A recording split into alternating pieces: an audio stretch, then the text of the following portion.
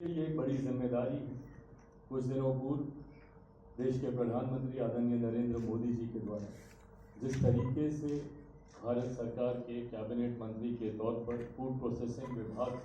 की जिम्मेदारी मेरे कंधों पर दी गई, इस विश्वास पर खरा उतरूं, इसके लिए ही पहले दिन से प्रयासरत रहा हूं। कोशिश है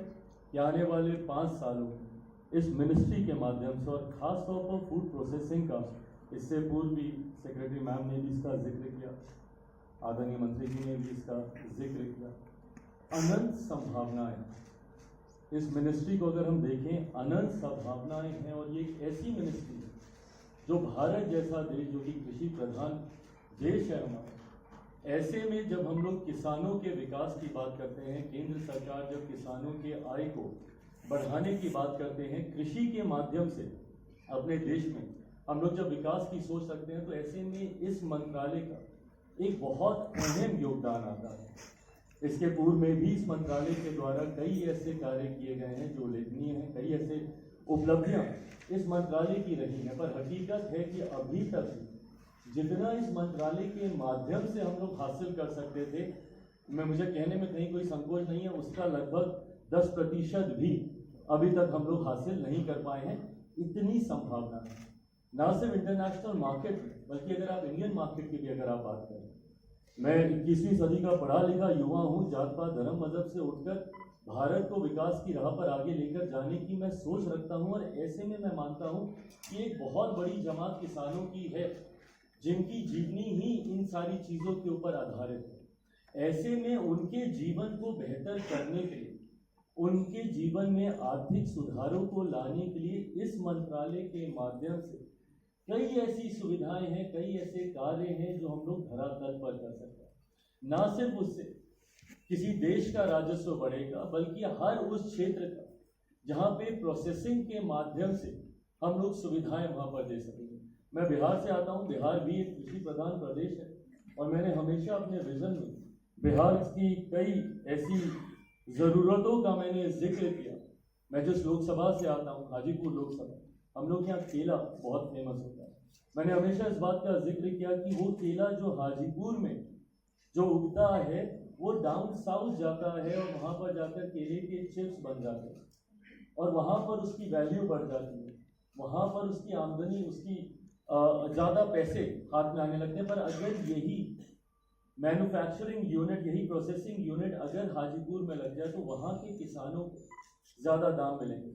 अभी रवनीत भाई ने जिक्र किया मखाने का लेकर, आज की तारीख में मखाना हमारे देश में ही नहीं बल्कि इंटरनेशनल मार्केट में भी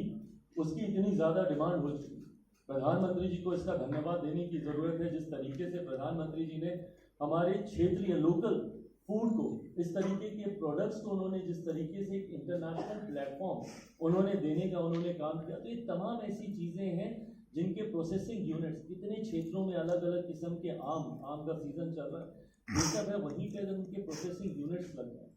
तो वहाँ पे उन किसानों के हाथ में ज़्यादा आमदनी आएगी, प्रति व्यक्ति आय में इजाफा होगा, उस राज्य का राजस्व बढ़ने लगेगा। ऐसे में इसी सोच के साथ कि एक ऐसा प्लेटफॉर्म मिले नेशनली एंड इंटरनेशनली, इस सोच के साथ हम लोग इस वर्ल्ड फूड इंडिया का हम लोग आयोजन करने जा रहे हैं। ये तीसरा एडिशन है इसका। 2017 में हम लोगों ने इसकी शुरुआत की थी, विभिन्न कारणों से उस वक्त हम लोग इसको कंटिन्यू नहीं कर पाए। देश में महामारी भी थी, कोरोना से भी हम लोग जूझ रहे थे, कई तरीके के कारण जिम्मेदार रहे। पर हाँ, मंत्रालय ने ये फैसला लिया है कि एक ऐसी प्रॉपर्टी है, और जब मैंने इसका जिक्र मेरे प्रधानमंत्री जी से भी किया, क्योंकि पिछली बार के कार्यक्रम में प्रधानमंत्री जी खुद मौजूद थे इसके इनॉग्रेशन पे, ऐसे में इस बार जब मेरा प्रधानमंत्री जी से इस विषय को लेकर जिक्र हुआ, उन्होंने भी इसको लेकर काफ़ी उत्साह उन्होंने दिखाया। उनका भी मानना है कि एक ऐसा प्लेटफॉर्म है जहां पर हर तरीके की समस्या और समाधान एक साथ आपको मिल सके। नए नए आइडियाज़, नए नए स्टार्टअप्स, नए नए इनोवेशन, ऐसे लोग मंच पर आ सकते हैं जिनको संभवतः अपनी सोच को या अपनी काबिलियत को प्रदर्शित करने का इससे पहले कोई अवसर प्रदान नहीं हुआ होगा। तो ऐसे में जब ये प्लेटफॉर्म हम लोग दे रहे हैं, और ना सिर्फ नेशनली बल्कि इंटरनेशनली भी कई ऐसे देश हैं जो इस पर पार्टिसिपेट, जिन्होंने पिछली बार भी किया, इस बार भी हम लोग उम्मीद करते हैं कि संख्या में इजाफा ही होगा। वो अपने देश की जब टेक्नोलॉजीज लेकर आते हैं और हमारे देश के लोगों के साथ जब उनका इंटरेक्शन होता है तो यकीनन इस क्षेत्र को और बढ़ावा मिलेगा। पिछली बार भी हम लोग का अनुभव रहा कि B2B या B2G या G2G जिस तरीके से डील्स हुई हैं, जिस तरीके से बातचीत हुई है, उसका लाभ पिछले साल भर में हम लोगों को देखने को मिला है। खासतौर पे ऐसे यंग एंटरप्रेन्योर्स जिनकी ये सोच रही है, जो अपनी सोच से इन तमाम इस क्षेत्र में एक बड़ा बदलाव ला सकते हैं, उनके लिए ये प्लेटफॉर्म है जहाँ पर वो आकर अपनी काबिलियत को वो प्रदर्शित कर सकते हैं, किसानों की कुछ सहूलियत दे सकते हैं, उनकी बेहतरी के लिए वो काम कर सकते हैं। अंतोगत्वा हम सब का लक्ष्य है, हमारे सेक्रेटरी मैम ने भी कहा कि किस तरीके से हमारे देश में अलग अलग चीज़ों का मेजॉरिटी में उत्पादन होता है, मिलेट से लेकर डायरी प्रोडक्ट से लेकर कई ऐसी चीज़ें हैं, ग्रेन्स हैं, पल्सेस हैं, जिसका बड़ी संख्या में उत्पादन होता है, उसका वेस्टेज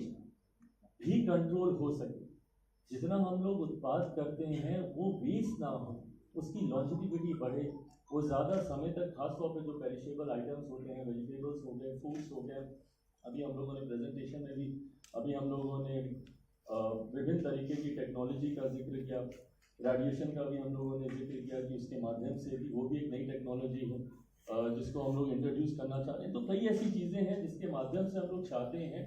कि हम लोग का उत्पादन प्रिजर्व रहे, किसानों को इसका ज़्यादा से ज़्यादा लाभ हो। अंतोगत्वा ये जो भी लाभ है वो देश के राजस्व में ही अपना योगदान करेगा। मैं यहाँ पर कोई बहुत लंबा चौड़ा भाषण देने नहीं आया हूँ,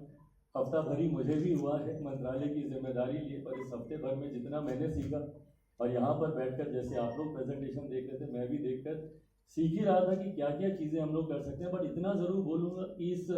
मंत्रालय का मंत्री होने के नाते जहाँ पर मेरे ऊपर ये जिम्मेदारियाँ हैं कि नीतियों के माध्यम से, इससे पहले भी कई ऐसी पॉलिसीज़ हैं जिसका हम लोगों ने इस्तेमाल किया कि कैसे हम लोग अलग अलग स्कीम के माध्यम से इस मंत्रालय को गांव-गांव तक हम लोग पहुंचा सकें। प्रधानमंत्री